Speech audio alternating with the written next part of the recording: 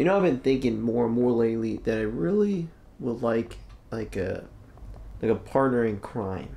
Well, damn, what are we to you? Yeah, we are your partners in crime. Nah, you guys are friends, best friends, but friends. I mean someone like a sidekick, like someone synonymous with your name, like a Batman and Robin, a Mario and Luigi, a Ratchet and Clank, Bill Cosby and sexual assault, like something that when you think of a name, you think of another one. Well, I'm sure you'll be able to find one day. So I was more so thinking about making one. Make one? Yeah, I can't stop thinking about like Ratchet and Clank wise. Clank, a robot. That's perfect. You can make one, give something new life, and also have a partner in crime with you. The thing is, Ratchet didn't make Clank.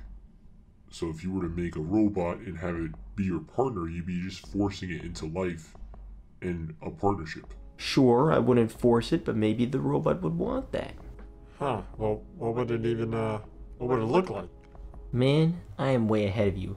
I didn't draw it, but I did look up on Google Images, like robots, and I found one that would be perfect. You guys want to see it? Of course, let's see it. Alright, cool. Give me 1 second, let me show you guys. On backlog. Been gone for way too long. On backlog. Got so many games to play, dog. On backlog. Donkey Kong expands my dome. On backlog. Me and Carlo been fucking since dawn. On backlog. Did you know that Carlo wears thongs? On backlog. I really fucking hate this song. Yeah.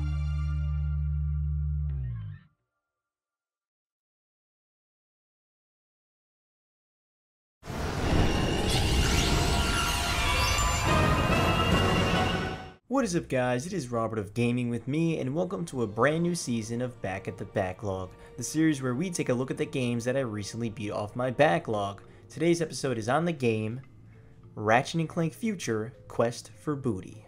2 seasons ago, we looked at the game Ratchet Clank Future: Tools of Destruction, which, yes, it's been almost 2 years since that episode, which is just crazy to me. Quest for Booty is the direct sequel for Tools of Destruction, so that was the next one in line for an episode.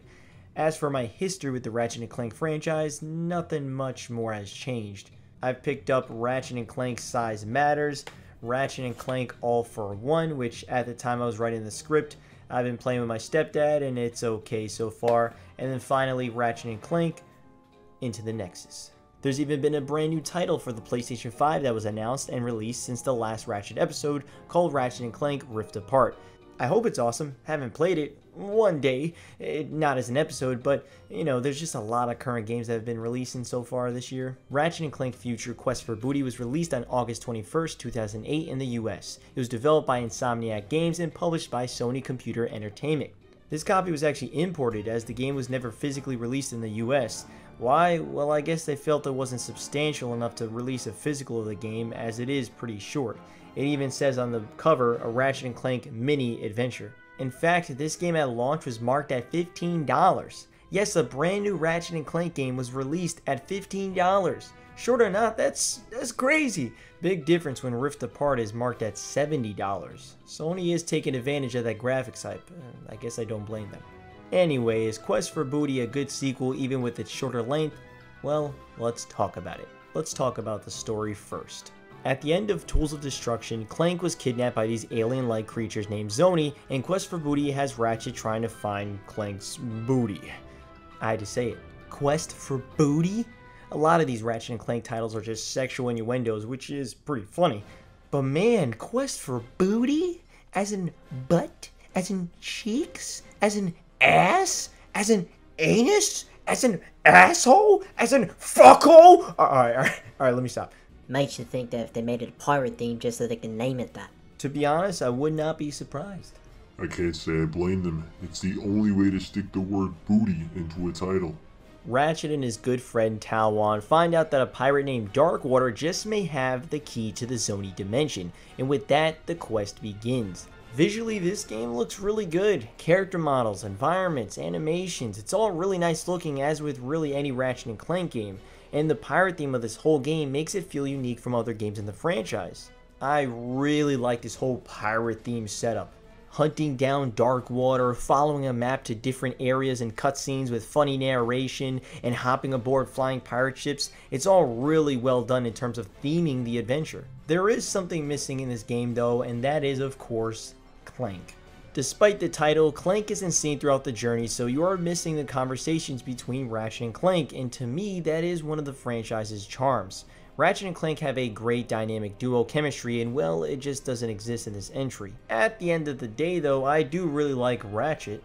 Unfortunately though, he's quite quiet for a lot of this game, when there are characters talking to him, especially with dialogue choices. You'd think this is the chance to get more of a personality out of the guy since Clank isn't there, but it ends up feeling like he's missing 50% of himself. I did regardless like that Ratchet had to find answers as to how to find the Zoni, again mostly because of that whole pirate and treasure map theme. Since Ratchet is pretty damn quiet, you'll hear a lot of the music, which is pretty good. I especially like the main theme, I thought it sounded pretty epic. The game mostly takes place on Hulafra Island, a large tropical island with a broken supply beacon. The characters who live there ask Ratchet to fix up the wind turbines around the island, and in exchange, they'll let Ratchet use the supply beacon to perhaps find Clank's coordinates. Oh, and the creatures tell Ratchet that Darkwater's been dead for years, so that's a problem. As with pretty much any Ratchet & Clank game, you'll be using a variety of weapons to take out enemies with some light platforming and puzzle elements. However, a large chunk of this already short game had Ratchet without any weapons at all, which I was actually quite fond of. They gave Ratchet's Omni Wrench a kinetic tether. With this, you'll manipulate platforms far from reach, pull down on to create a spring, and a decent amount more.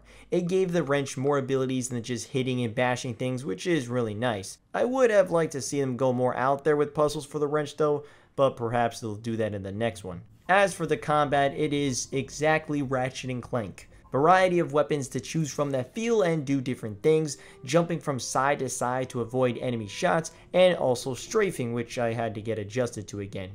As fun as the weapons are to use, these are all the same weapons from Tools of Destruction, which is a disappointment. My favorite weapon is the Predator Launcher, where it targets multiple enemies at once and launches rockets to their damn faces. It's satisfying, but well, I used it last time. Same with the awesome Lightning Ravager. It's awesome electrifying enemies with a whip, but I used it last time. It is 100% okay to reuse weapons, but when you only reuse weapons, well, I gotta question that. As with everything in this game, it's all on a much smaller scale, which let me finally get into its length. I finished this game in a little under 3 hours. Which hey, it's okay to create a shorter game of course, but Quest for Booty just didn't fill my Ratchet & Clank needs. Perhaps that's what they wanted so you'd buy the next game next year, but playing this 13 years after its release left me a bit underwhelmed. I needed some more meat on this journey because it comes and goes so quickly without truly feeling like a complete package. Would you say size matters? Trying to do a pun? Kinda would make more sense if we were actually playing that game. Don't you think that could work all for one? That doesn't even make sense. What's gotten up your arsenal? Okay, alright. I'll give you that one. The weapon upgrades happen so often since it's short, and because of that, you never feel the difference between the weapon ranks or feel satisfied when it happens since it's so fast. I had the Predator Launcher rank up twice in the span of 10 minutes, and 5 of those minutes were not even in a firefight, so it took less than 5 minutes for a weapon to rank up. Having it rank up so fast makes it feel like I have mods installed or something. Another problem with its short length is the lack of variety of locations. It's really just the island, these dark caves, and some airships, and I thought the cave portions were okay. You can't see a bunch of it as it's pretty dark, and I guess that's the point as they list light/dark gameplay as a selling feature. I wasn't too fond of it personally. It was just Ratchet & Clank but in the dark, and in order to do normal things like breaking crates to collect bolts, you have to place down this creature light source, break the crates, and pick up the glowing creature again and continue. And you do need the glowing creature within your vicinity, because if not, you will be attacked by creatures in the dark. It may sound like a minor complaint, but when the game is less than 3 hours and this is a decent chunk of the game, it sticks out in my mind. They also try to change up the gameplay a couple times through things like memorization and shadow puzzles, which I enjoyed, although it's tough for me to really call them puzzles, as they're more like mini games. Even with it feeling a little underwhelming as a full package, it still is good fun. It's Ratchet & Clank, and I have a lot of fun playing through this series, and this one was no different. It's a pretty well paced and tightly knit game, but that makes me want some more pirate locations, more puzzles, more of really anything, because I did have fun in this world. One thing the Ratchet & Clank series has to get better with though are its bosses. There's still many other games in this franchise I have yet to play, but from the ones that I've played, all the bosses have been pretty unmemorable. There's essentially two bosses in this game. One is this beefy robot that I managed to beat in 11 seconds. 11 seconds! Why even have him as a boss then? What's the point in that? I don't even see his body because it's all just explosions. Hell, me talking about this thing is longer than its fight, and it's only been 6 short sentences. The last boss is the final boss, which I'm going to talk about right now, just to let you know. The final boss is Slag on the pirate Darkwater's body. Apparently Slag was in Tools of Destruction, which I'm sorry, but I don't remember that. I had to look it up, which I remember the stage, fun stage, but again, this series just doesn't have very memorable boss fights to me, yet. Again, maybe the early ones do. Regardless, you hop from airship to airship, depleting Slag's health. I really enjoyed this section, taking out enemies high in the sky, even if the final boss isn't anything special. Darkwater's spirit essentially grows really large, and you gotta destroy these other enemies he throws into battle, which normally, this is the point where I say I can't stand when developers do that, but these enemies drop skulls that destroy Slag/Darkwater, so there's a reason they need to be there, so I'll let it slide. For now. Eventually, you'll shoot Slag down like any other enemy, and boom, Slag is defeated. His head is torn apart from Darkwater's body and falls into the ocean. This funny sidekick pirate goes to help Slag and tosses his Fulcrum Star, the key to locating the Zoni. Ratchet catches it and takes it back to Hullafra Island, where they use it to find the location of Clank, and it works. Clank is seen with the Zoni, and oh shit, Dr. Nefarious is there too, holding Clank, I guess, hostage. Ratchet finds out the location and says, Hang on, Clank. I'm coming. I feel bad for the Zoni being marked as bad guys for working with Dr. Nefarious. I don't think they are being marked as bad. yeah, I don't think they are at all, actually. I can't say I care what the hell they are. Yeah, I could agree with that too. Then one final narration happens talking about how Ratchet shot into space to find Clank, and we find out that this whole adventure was a story being read to Slag by the funny pirate guy as they are still stranded in the ocean. Gotta say I love this character, bring him back! Then the credits roll. At the end of the credits it says, the quest continues in fall 2009, which is funny to think that the year 2009 has already been 12 years ago. Time, man, it's something.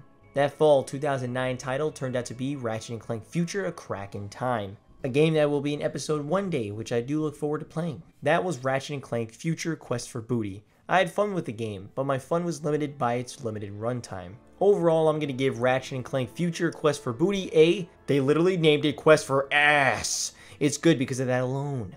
Out of 10. If there were 2 to 3 more locations to travel to with more varied designs, enemies, and at least one new weapon, could have made this game great, but as this is the final product, it's just good. Which is good and fun, but a whole pirate themed Ratchet & Clank has a lot of potential, and they just didn't go nearly as far as I would have liked them to. But hey, I still did have a solid time at the game, and that's at least a good thing. Only 2 more games in the Future Saga left, that is A Crack in Time and Into the Nexus. Although Rift Apart is technically a part of the Future Saga, it's not going to be an episode as it's not on the backlog, it's a current game and I'm going to play that on my own time. Looking forward to playing it though. That'll be it for today though. Thank you so much for watching. Please share around as these take such a long time to make. Have you played Ratchet & Clank Future: Quest for Booty? Did you like it? Did you not like it? Let me know down in the comments below and I'll see you guys next time. This has also been the 25th episode. 25 months, 25 games that we played. Damn. I'm looking forward to another 25. That's crazy. Ratchet & Clank Future: Quest for Booty was a fun yet short-lived adventure, but it is officially out of the backlog.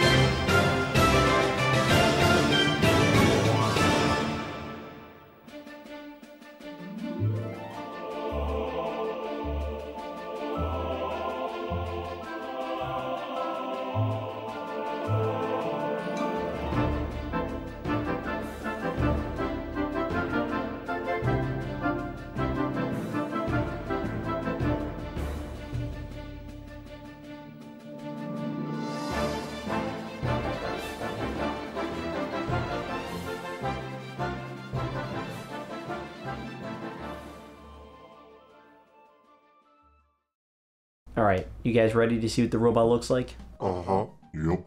Yes, sir. I wanted to draw myself, but it turns out I'm not very good at drawing.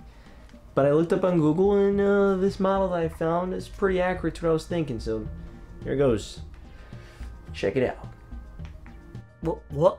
Oh, why? Why like that? Jesus, what the hell?